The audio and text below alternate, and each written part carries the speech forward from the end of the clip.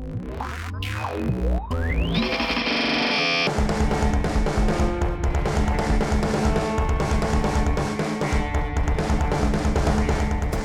what's happening, y'all? Thanks for tuning in to the Crash Bang Boom podcast. Today, my guest is none other than the drumming badass Kenny Grohowski. I managed to pronounce that semi-correctly. Kenny plays in a couple of John Zorn projects, which is amazing, as well as Secret Chiefs 3, and an assortment of other projects that run the gambit of musical genres. We got to talk about everything from the evolution in his playing that would lend itself to so many genres, of which quite a few are on the extreme end of the spectrum, to the artistic processes involved in those various projects, and even to witnessing the 9/11 terrorist attacks. So it's going to be a wild one and maybe a little on the ADD spectrum at times, but entertaining nonetheless. So here we go. Crash, bang, boom!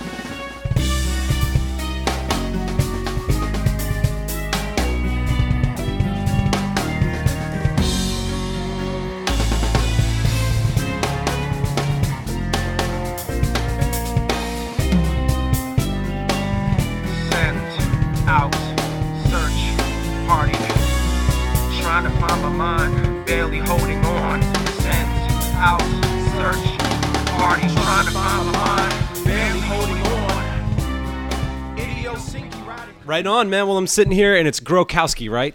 Did I pronounce it right? Grohowski? Like Grohowski. Grohowski. And that's not even how it's pronounced. Like, really? The first time I went to Europe and I heard how they pronounce it, and it's Polish? It's a Polish name. Yeah. My dad's stepdad was a Polish guy. So when my grandma got remarried here, she was married in Lithuania, I believe. If I remember the story right, I'm probably screwing it up. But she was married before, had a couple of kids, like my dad, older brother, aunt, and then she got remarried here to a Polish guy, and it's Grohowski. Grohowski. Yeah, like it's the W is like a hard V, so it's like Grohowski. Grohowski. Yeah, and I didn't know that, and I was doing this gig, like my first jazz gig in New York was with this guy Lonnie Plaxico, who's like a fusion bass player, like Steve Coleman M bass, like over the bar line, weird metered funk, basically, like really hard shit. Yeah.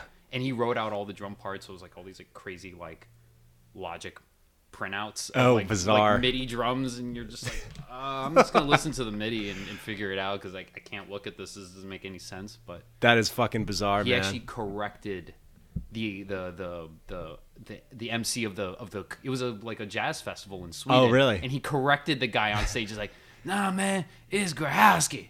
Grohowski. And they're just like, it's a Polish name, it's Grohowski, but whatever, fine. Hey, Lonnie Plaxico group. Nice, man. Well, you're an interesting dude to talk to because I've always admired and kind of sought after myself to try to both listen and acquire and shed on like varying styles of music and everything. Now that being said, you're an interesting guy because you actually play really like juxtaposing styles, and some of which are pretty, by most standards, pretty extreme. So we get to talk about all this. This should be fun, man. Totally. So tell me what you got. I know you're in a million projects. What are you presently rehearsing for over the next like couple of weeks? The main thing that you're focused on. The most immediate thing that's going to come up is the Abraxis, which is in the John Zorn's Masada Book 2. Okay. It's like Zorn has like this whole Masada thing. There's like Masada 1, right. 2, and now like last year we did a big concert at Town Hall called Masada Book 3 Baraya. And so now that there's this new book of Masada tunes that he's been writing, Abraxis, which is from Book 2, it's basically how I met Zorn was through that band. Really? So, yeah. I mean, it's this band led by a guy named Shanir Blumenkrantz, who's a bass player from here. He's played for years with Zorn, but he also does like a lot of he's got like a crazy background too, where like his father is a Polish immigrant Jew, like defected. Yeah. And then his mother is like a mix of like Sephardic with Lebanese and Egyptian. Like he's Jesus. And his look, it's like you can't pinpoint where he's from. Like he's ambiguous, huh? Totally. So it's like that band was always more like this like freak out rock meets blast beats meets Moroccan music. Bizarre. Yeah, he plays a gimbri, which is I think the more not professional, I guess the more what's the word? Like a formal name is Right. Satir. Okay. And that's, I think, how most Western audiences know it as, but like the sort of street name is Gimbri. Okay. And it's like basically like a 3-string lute bass. It's kind of like really? when you see like a washtub bass. There's Yeah. like a pole and some Exactly. strings and then like a basin. Yeah. This is basically that, but like in the shape of a bass guitar. So it's this trough, like a wooden trough with a goat head on top. Jesus. And then just 3 strings. And he uses that wire you use when you for like weed whackers. Yeah. It's the best string for that. Really? It's like nylon? Yeah, it's just really? plastic, nylon weed whacker string. You get a bundle of it, and it's cheaper than buying actual strings, and they stay in tune better. Wow. Yeah. So you played with this guy and then met John Zorn through him because of his association with John Zorn, basically. I mean, basically, they were putting together the Abraxis band. It was album number 19 of Book 2. Okay. And they needed a drummer, and the original guy that they had gotten was this guy, Hamid Drake. Uh-huh. Much older guy, but super badass. Yeah. In the avant-garde scene, rock, Arabic world, like he's all over the place. And the early Masada, Joey Barron was in on that, right? Yeah. So those are some of the records I'm familiar with. Well, that's basically Masada 1 was that quartet with like Dave Douglas and Joey Barron, Zorn and all that, and Greg Cohen. Oh, there you go. Yeah, and and Chenier would fill in from time to time with that group, but mostly it was those 4. And Zorn kind of likes, once a band is set, he doesn't like sub-ins really. He likes he'd rather just go, okay, well, let's take these 3 guys and add a person, we'll call it another band and give them another book of music to work on. Right. That's sort of his thing. And I think, and I mean, you would probably agree with me, like as a band member, you kind of appreciate that. It's not like, oh, let's just get the baddest cat. Let's get some mercs in here who just gonna kill it. It's like, no, this is a vibe. Find some chemistry that, Totally. Yeah. So like, that first Masada was like 200 songs played by one band doing all those records. Jesus, all the that's live stuff. Unbelievable. There's like so much Masada stuff that like he wrote that then he started, I guess, stockpiling all these Masada tunes, and then so volume 2 was, okay, well, here's like 200 or so songs. Right. Let's split these up into different bands, so each band became their own volume. Were they playing at the same times? No. Like just like one album comes out and it's like Masada Quartet, so it's like the original guys, and then another group that he would either like bands he would put together, or like musicians and bands that were in his sphere, right? That would then get the music, and it's up to them, like write it, not write it, but record it, and arrange it and produce it, as you like, keeping in the line of like what Masada's about. Yeah. So Chenier got volume 19, and they were, and he wanted something that was like gonna fit with Masada, but him and Zorn were kind of thinking like, a lot of the groups so far have been kind of on the mellower side of things, or the surfy, more like kind of Jewish surf rock scene. Right. And he's like, we need something crazier. We need something really extreme and just different. So Chenier was getting into all this like, North African stuff and Yemeni music and Azerbaijani stuff. He's like, I want to do that, but with like a lot of noise. So then they thought that the amalgamation of all those bizarre aspects, your name got thrown in the mix. Well, not even at first. It was this guy Hamid. Okay, gotcha. And again, he's just like, you got to check him out. He's super ridiculous. Oh, I'm sure. But then Chenier was not feeling 100% about it. Like, they already had the rest of the band, like Aram and Eyal, the guitar players. They were already set in stone. Right on. Like Aram, I mean, Eyal's like a freak out guy from Israel. Like, he's got a big reputation, especially there for being like this. I mean, some of the sounds he gets, he's like a human glitch guitar. It's crazy. Really? That's awesome. And then the other guy was Lou Reed's lead guitar player for the last several tours before he passed. And wow. Like, he's like played with Diana Krall. He's super badass cat. Like another really versatile guy. Yeah. He played blues and rock and like that's just, I mean, I get the sense that that's one of the prerequisites for playing with John Zorn. And I mean, just hearing you sit here talk about him, it almost, correct me if I'm wrong, sounds like he almost has a Zappa-esque prolific madman side to him.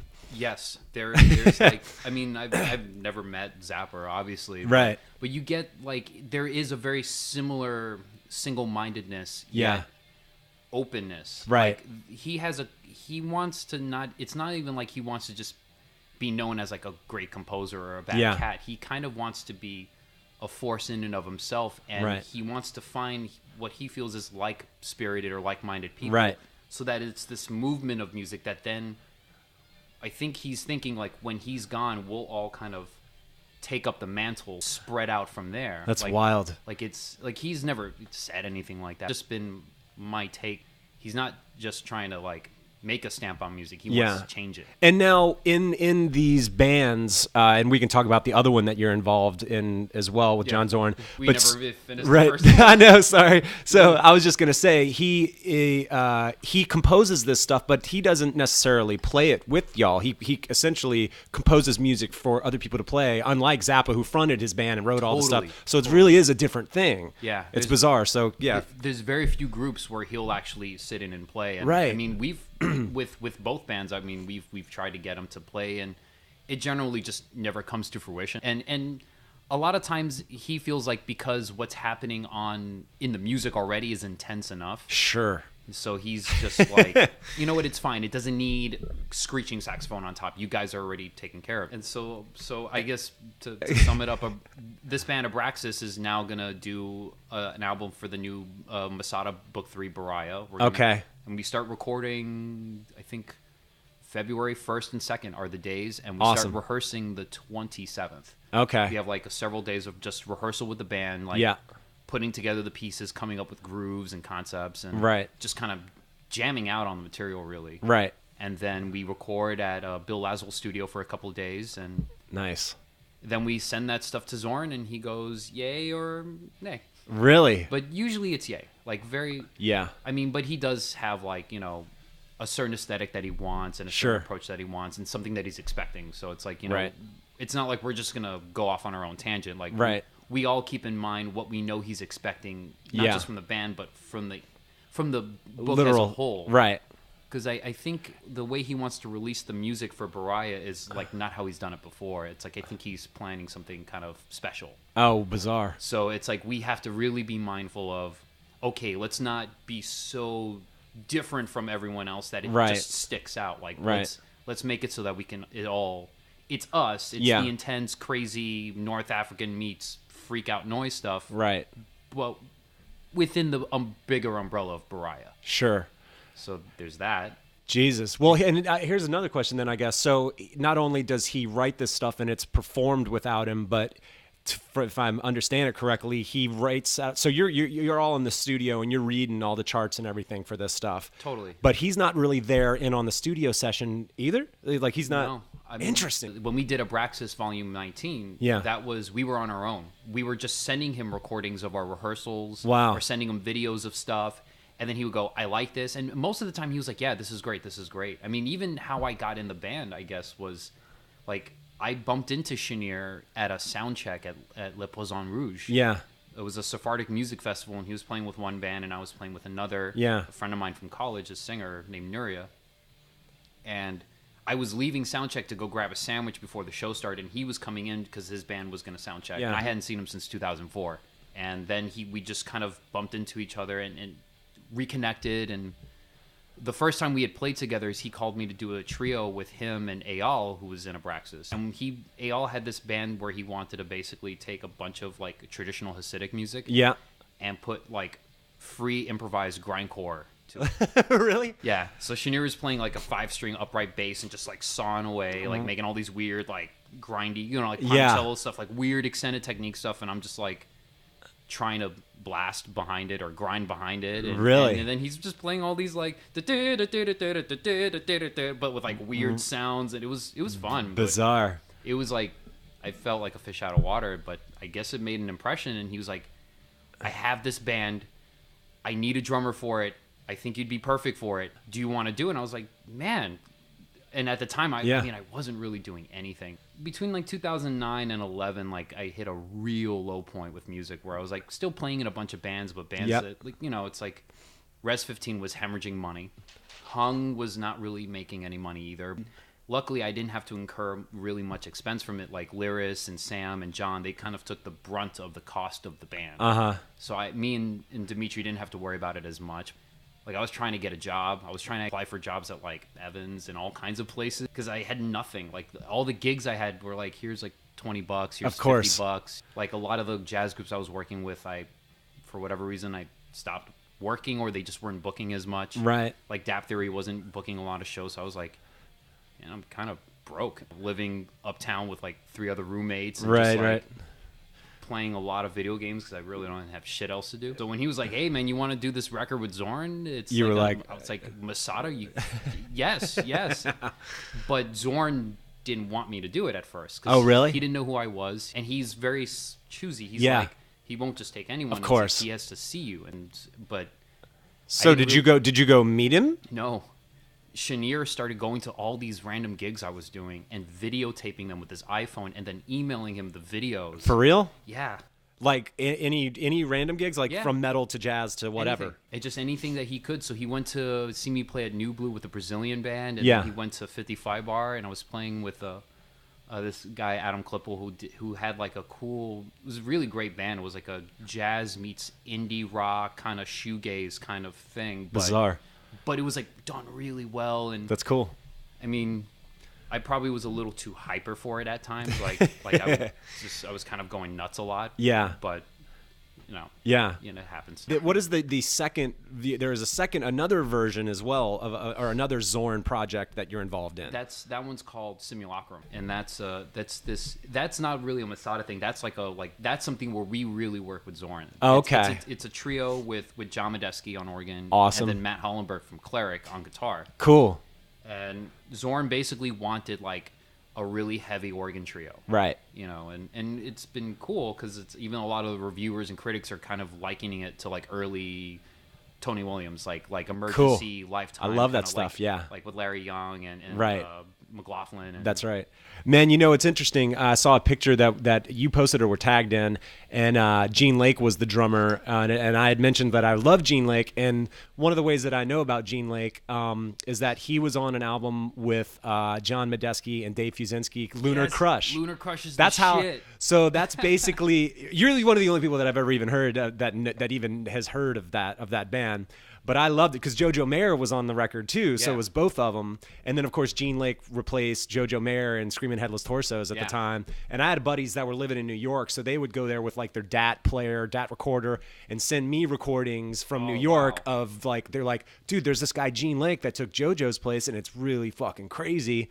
So that's how I actually found out about Gene Lake. And, of course, John Medeski, Martin, and Wood. That guy is a bad motherfucker. Dude, he's insane. I have some of the PDFs of the scores that Zorn writes for us for this band. Yeah. Because it's, like, Masada is, like, more like, kind of like how, like, jazz generally operates, where it's like, here's a head. Right. Here's a basic like a 32 bar chart, let's say. It's room for a good bit of improv. Yeah. A lot of improvising, blowing, or free stuff. Yeah. Or event pieces, which is sort of like a conducted free improvisation, where it's more about timbre than playing. Yeah.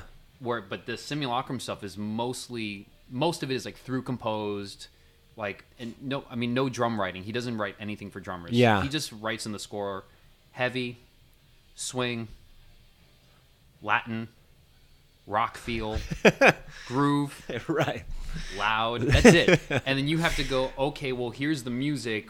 Let me write a beat to that. Or That's awesome. Which is great. You get more control that way. But, absolutely. But it's still like, conductive. Like he still has a hand in it. But that's amazing. But yeah, Simulacrum is more like through compose. It's a lot more memorization. Right. I mean, even we did a brief tour, and I was still reading. I've seen video from it, and it's funny enough. Who posted video of it actually was Liam, the bass player of Dillinger Escape Plan. Really? That's the video that I've seen of that project. Is the Philly videos he taped them? I thought that was him, or maybe he just posted it. But I know he lives in Philly, so I think so. I think he was the one that taped it. I don't know. He was there. I mean, like it's trippy. I mean, for me, it's trippy because it's like when I Lunar Crush and Screaming Headless Torsos and like a lot of that stuff I knew about through friends of mine in high school in Miami who were into that shit, and I got hooked on like. So I knew Gene Lake from that group before I knew him from Steve Coleman's Five Elements. Oh yeah, same here. Which is where Andy Milne from Dapp Theory is from, which is another jazz group that I play with a lot. But I had no idea about any of that stuff. I knew about Screaming Headless Torsos. I knew about Lunar Crush. And then there was another Fusinski record that wasn't not Keef and not Screaming Headless Torsos, but there was another group that he did with like Zach Danziger on drums. And I was in high school hearing that stuff, like being mostly like a fusion Caribbean and right. kind of classical guy and jazz guy. Like I was really into straight ahead at that time. So it was like hearing that stuff was like, man, it's like all the cool fusion shit I like with like jazz chops, but it's like totally rocked out. This is right. Like, this is New York. Oh my God, right. I gotta go there. Like nothing's like this happening in Miami. This place fucking sucks.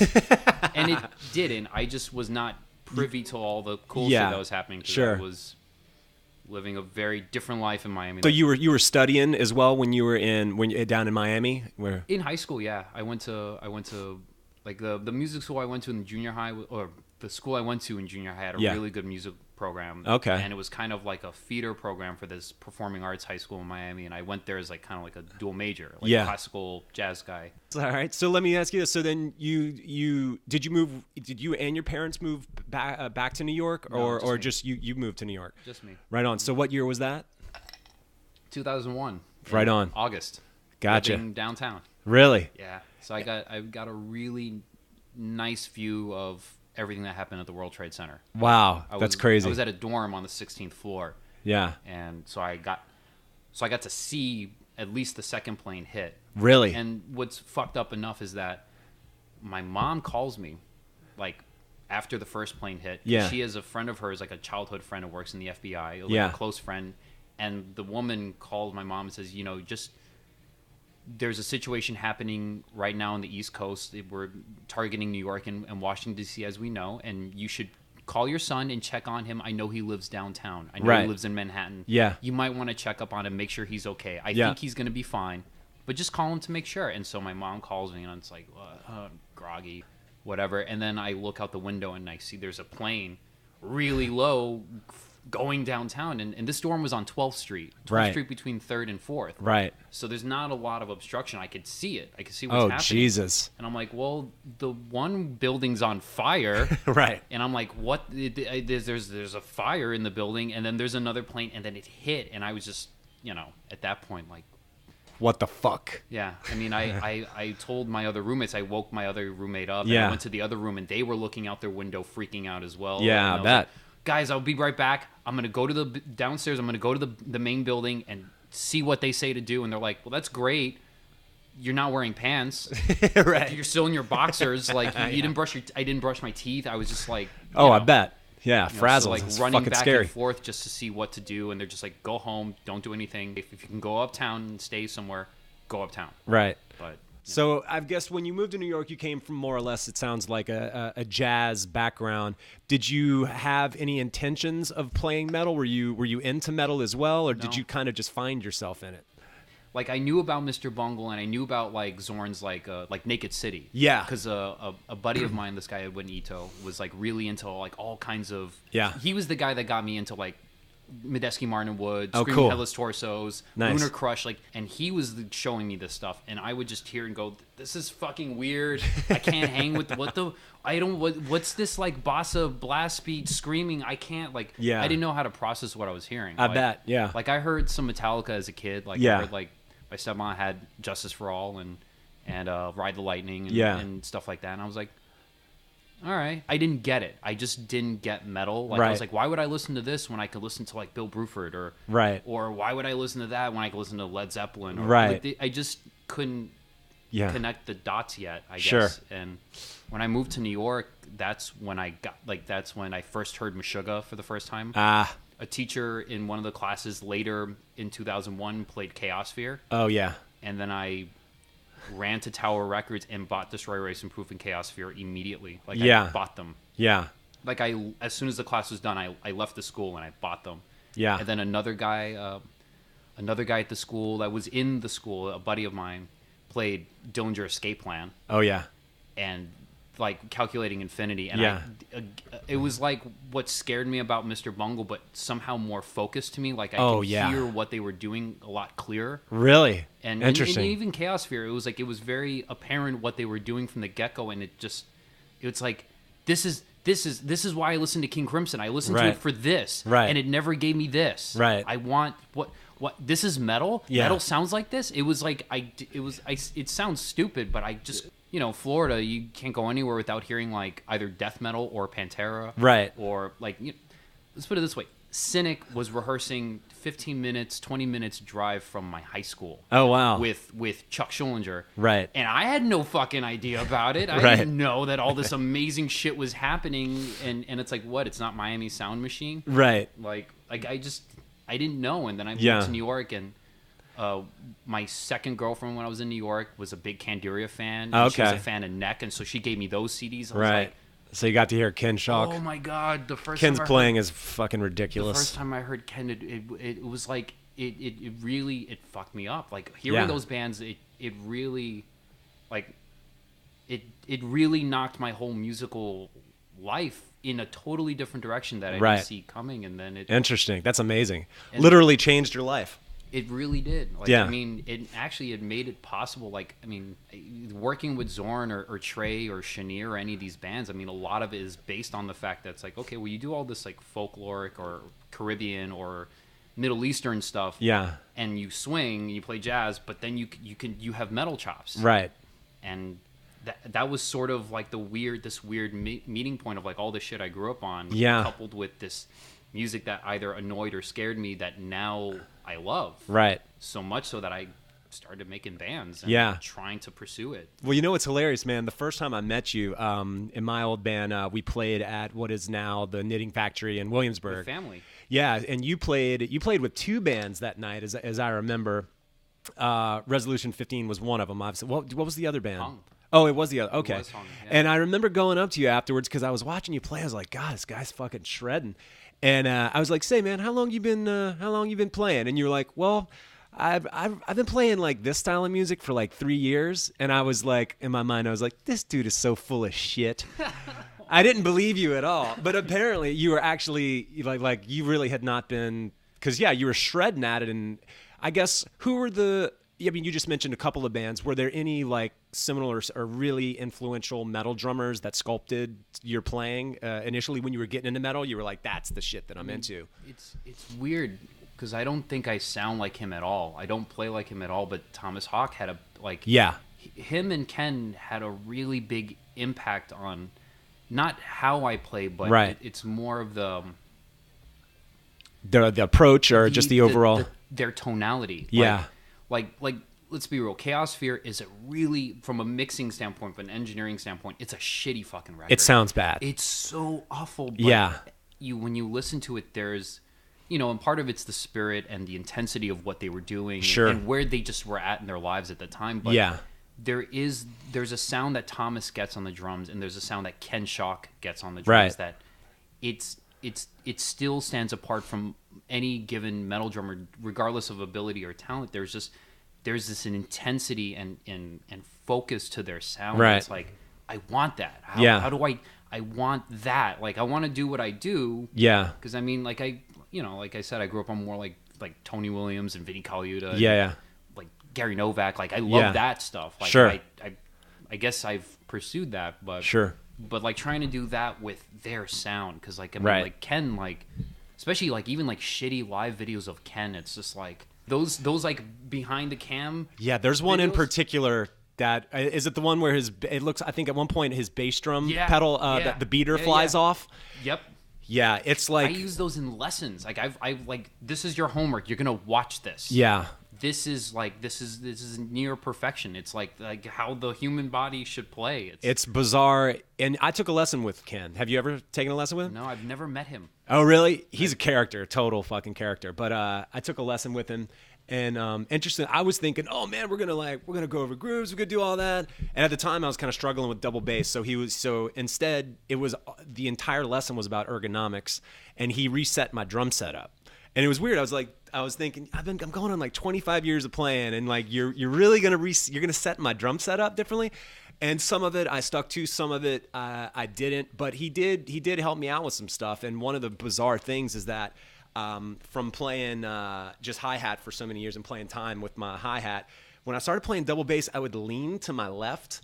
I had this weird, and he was like, just basically said, imagine that if you're playing double bass, that you actually have two bass drums sort of pointed out like this, like the top of an X essentially.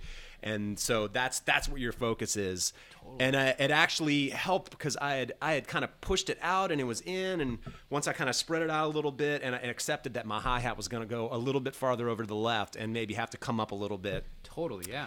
It actually totally helped me. So Ken fucking hooked me up. Yeah, he's an awesome dude, and like you said, of like just a monstrous player, and like one of the. I mean, my God, that guy bashes. Yeah. I mean, but it's like it's controlled, but it's like it's massively powerful. Yeah. Like he's the example of powerful. Yeah. Like, he really like he is. Yeah. It's like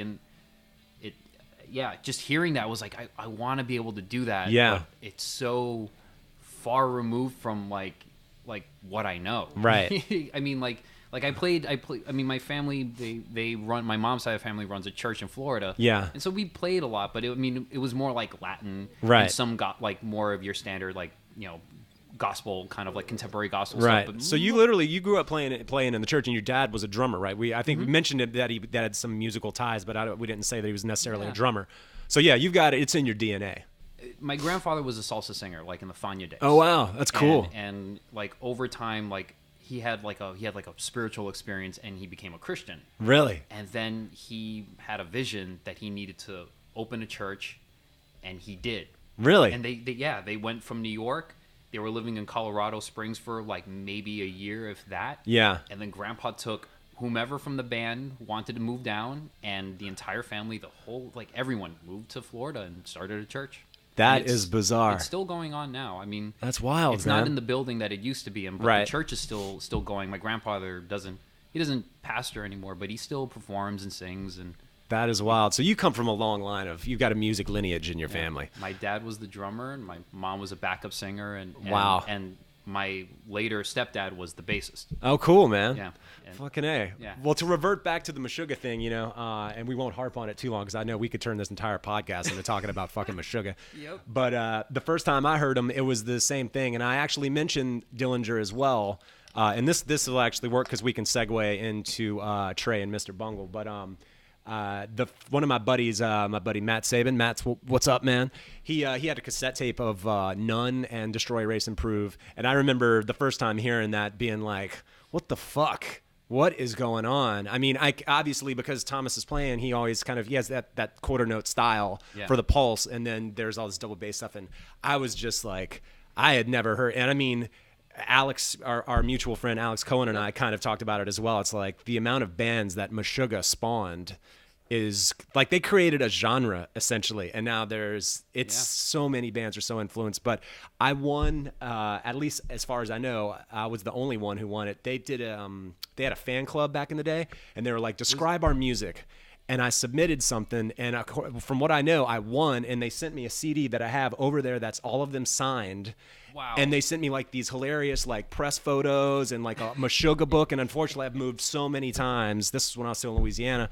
So I just don't have, but that CD is right over there. That's awesome. So the other time that I was like, what the fuck, was when I feel like every podcast I mention this show, but it was seeing Chris Penny touring with the Dillinger Escape Plan, opening up for Mr. Bungle for the California tour. Was that like 99 or? I think so. Yeah, they played at the House of Blues in New Orleans, so we got there early so we could be right on the balcony to just watch it. And no one knew who Dillinger Escape Plan was. So it was such a shock. I couldn't believe what I was seeing that Chris was doing, and I was completely like baffled by the speed and the entire thing. And also I was just like, I don't understand what he's doing. I literally I don't get it, but I was amazed by it. And to this day, they're like, I've seen Dillinger, I think 15 times. I've seen him with all their different drummers and shit. Yeah.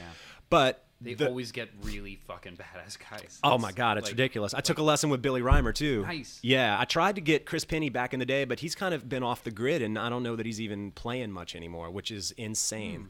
I know. Wonder. I mean, well, he's been.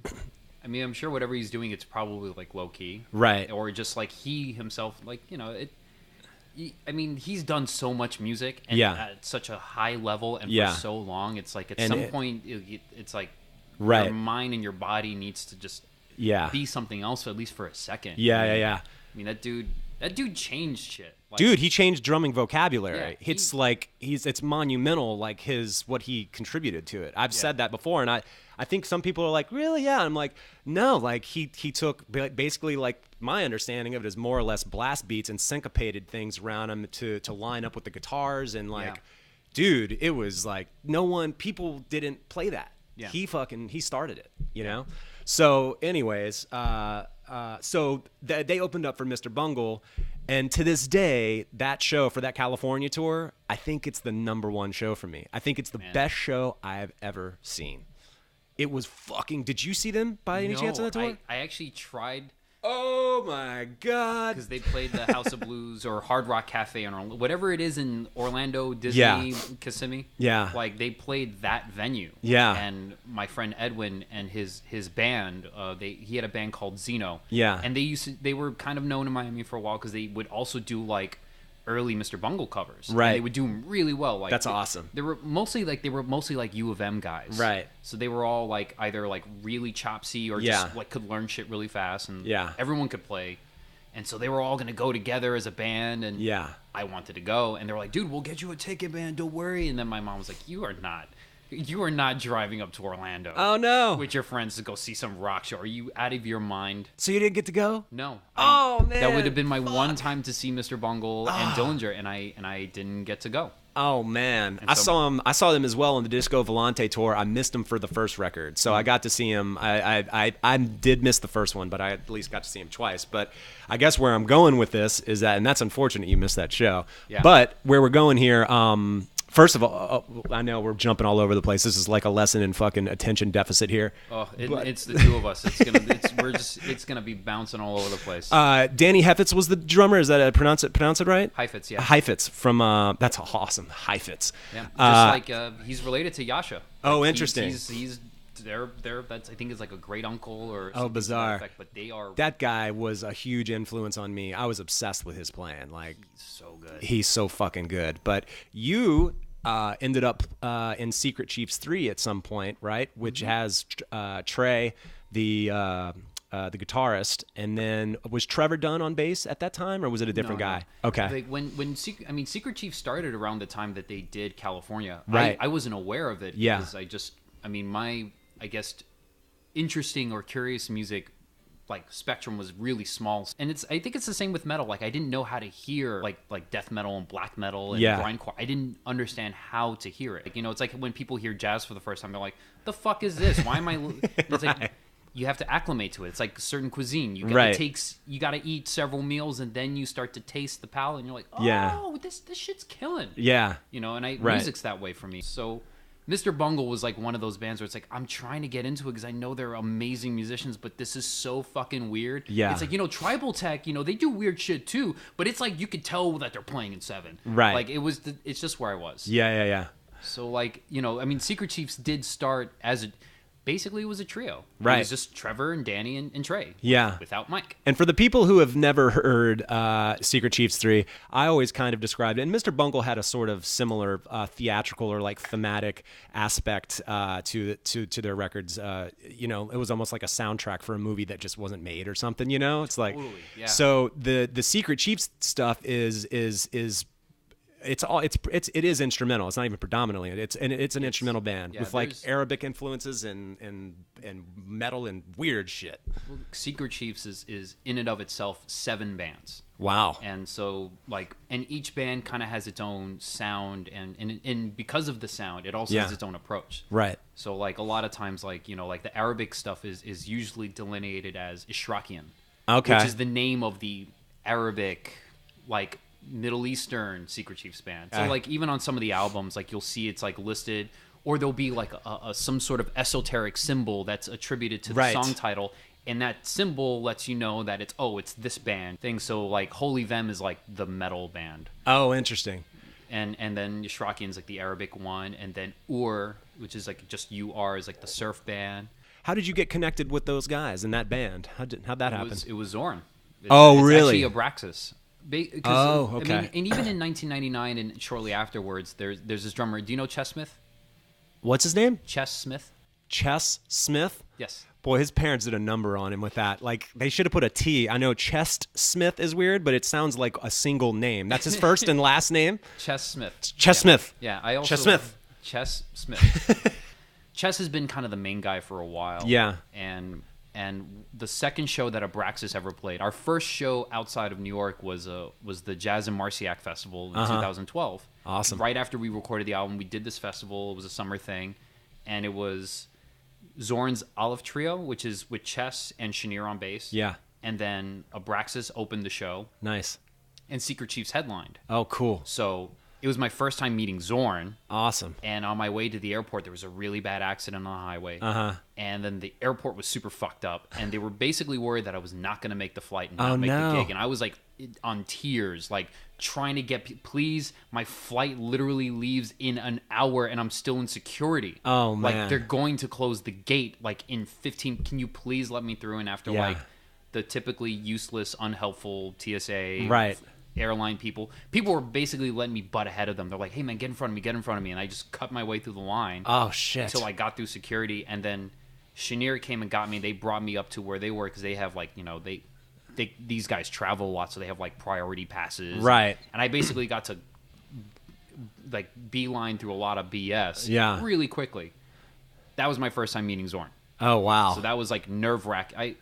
I don't make good first impressions. I'm like, I mean, I know you, so we've met before, we've spoken before, so I'm more comfortable. I'm generally very shy around people I don't know, and especially a guy like, I easily get starstruck. Right. Like meeting Zorn, I was like, oh hi, it's nice to meet you. And so anyway, everything's cool. We get to France, we're doing the show, and you know, and there's a video of like, I mean, it's a terrible video. Like somebody cut down the show by like almost 15-20 minutes each band. Wow. It's a board mix, so it just sounds like dog shit. And it's not to be like mean, but it's a what I call a European board mix, where it's just like no concept of how things should just sound. It's just like how they EQ'd it for the house. Right. And let's put that on a video where there is no ambient sound to be heard. So I just know. Like, it always sounds like so dry and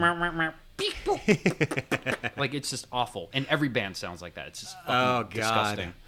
But I mean, you see it like where Abraxis is playing, and everyone in Secret Chiefs is here, and this is my first time meeting everyone in Secret Chiefs. Wow. And at the so it's Toby Driver from K.O. on bass, and Timba Harris from the Stratosphere, and Chess Smith, who's just like, plays with a bajillion people, and I've like always been a fan of his playing, and I've never met him before. So it's like all those guys, and then Zorn sitting in a chair with his legs crossed, just staring at us, and it's like I can't look this way because I'm gonna throw up and drop the sticks and just be nervous. But after the gig, they were like, "Listen, Chess is getting really, really busy now, and he can't really commit to the band. And we got like a really long tour coming up. It's about 7 weeks. Would you be into doing it?" And I was just like, "Yes."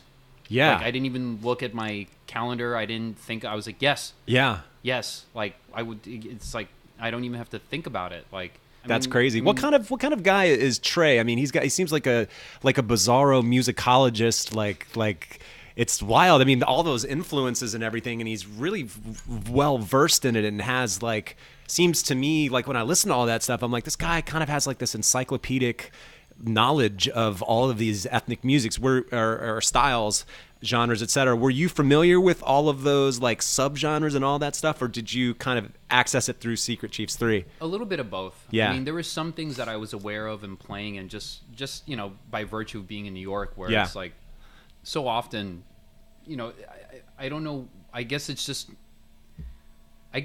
part of that broader story. It's like if you just let yourself be open to things, you'll find yourself in places you didn't expect. Sure. So like over the years, like I've played with like different kinds of like Turkish groups or like Arabic stuff and Greek bands and Balkan stuff. So I started checking out more of like even like Thracian stuff, like older Middle Eastern stuff.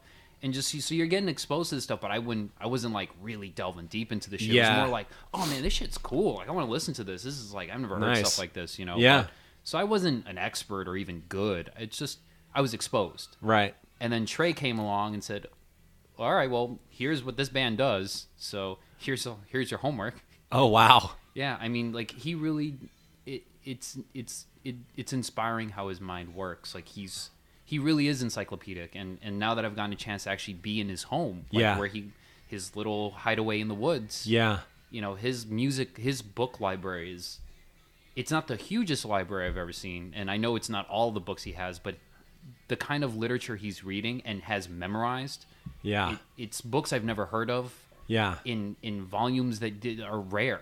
Really? It's like really heady, incredibly intellectual, or incredibly studious stuff on almost any subject you can think of. Right. And it's fucked up how well he like he'd be like, oh yeah, I think it's in, like, we'll be talking about some weird esoteric thing. He was like, grab that book, page 900 and blah blah. Really? And you're like, and it's right. It's exactly what he's talking about.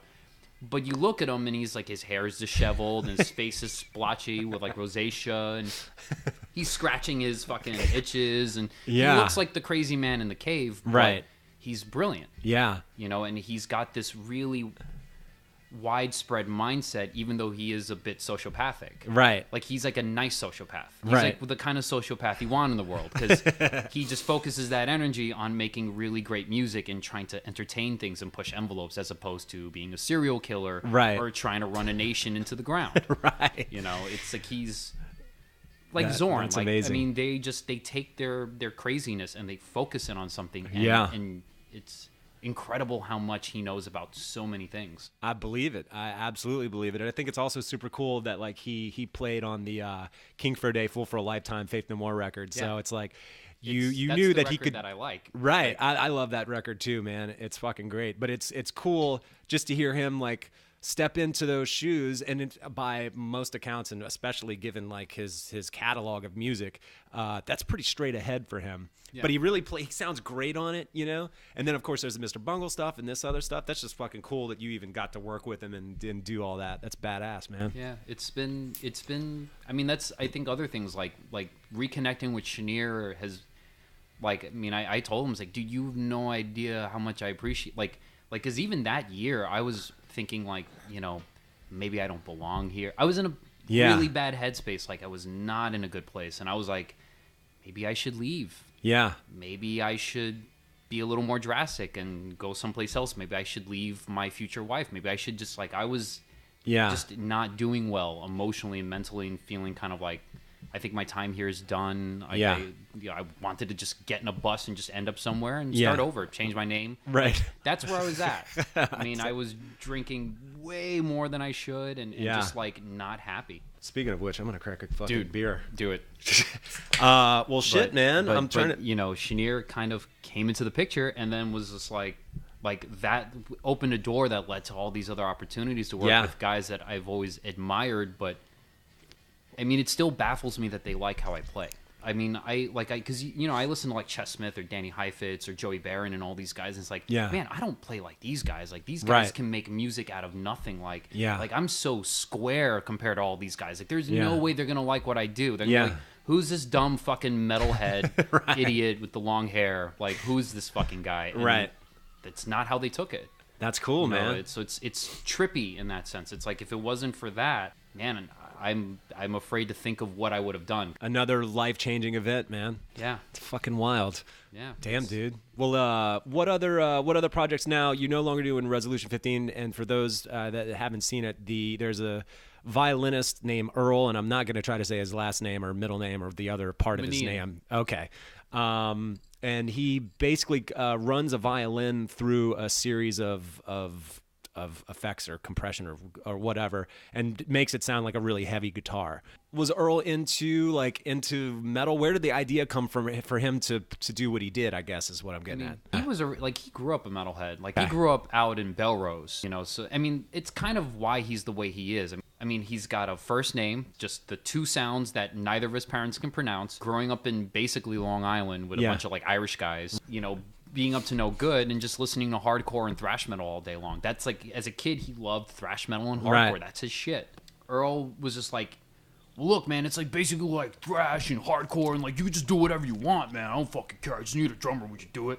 Yeah, it'll be fun. And then, so we recorded the drums at the old cutting room with like my jazz kit. Because I was still playing a lot of gospel stuff at that point. I was still working at a church called Abounding Grace, which is where I lived after the dorm. Okay. I lived there for 5 years, and I did music and taught classes and cleaned bathrooms and puke off the sidewalk because we were right next to McSorley. So every Sunday morning, every Sunday morning, one of us, it was either me or this guy Macho, kind of where my cat's named after. It's kind of named after him. Right. Because they had very similar personalities. That's funny. It was like one of the three of us that were in the top floor had to clean the puke in the morning. So it's like, fuck, 6 a.m., like hosing that shit off the stairs and the sound. Because the fact was, like, you know, I was playing rock, but I didn't know how to play metal sonically. Right. Like I was trying to emulate all these guys, like right. all these records that I was listening to. And at this point, we're talking like 2007, 2008. So now I know about a lot of death metal. Right. And Car Bomb. Like I now hear Elliot. And that guy, Jesus. Yeah. So I was like, okay. Wow, I'm getting my ass kicked by all this music that I'm listening to. Yeah, and not like the jazz stuff I was listening to wasn't kicking my ass, but I understood the language better, and I was still part of the New York jazz scene. Right. So I didn't feel as intimidated listening to records as I did when I would listen to metal records, where it's like, man, it's so fucking intense and just in your face. But these guys do shit that I can't even think about. Right.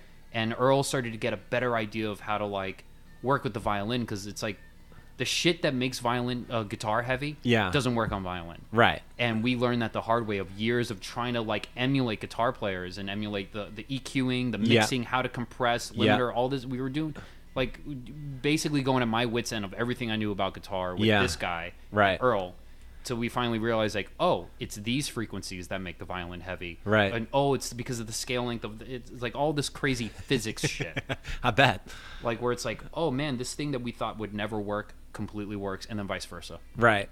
Wow. And so, I mean, that was a really long process of trying to figure out how to get a good violin sound. And the irony is, now that Resolution 15 is inherently done. Yeah.